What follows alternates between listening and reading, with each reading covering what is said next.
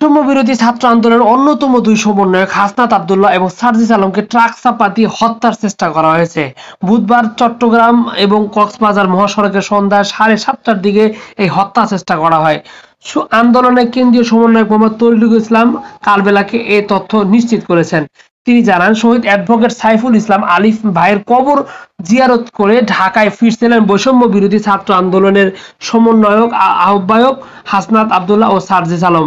প্রতিমধ্যে সন্ধ্যা 7টার দিকে চট্টগ্রাম মহাসড়কের চুন্তি ইউনিয়নের হাজী রাস্তার মোড়ে তাদেরকে ট্রাক চাপা দিয়ে হত্যার চেষ্টা করা হয়।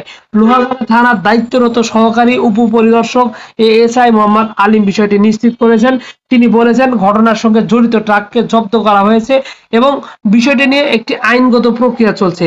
এর আগে বুধবার দুপুরে চট্টগ্রাম মহানগর আদালতে নিহত আইনজীবী সাইফুল ইসলামের আলিফের দ্বিতীয় জানাজা অনুষ্ঠিত হয় এবং মহানগর জমিয়াতুল ফালাহ মসজিদের মাঠে ওই জানাজায় অংশ নেন হাসনাত আব্দুল্লাহ এবং সার্জিস আলম। পরবর্তীতে আলিফের মরদেহ দাফনের পর কবর জিয়ারত করেন তারা। এই সময় উপস্থিত ছিলেন চট্টগ্রাম মহানগর আমিরে জামাত আলহাজ শাহজাহান চৌধুরী।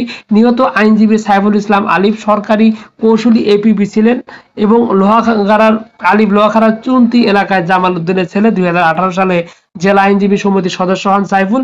পরে তিনি হাইকোর্টের আইনজীবী হিসেবে নিবন্ধন পান।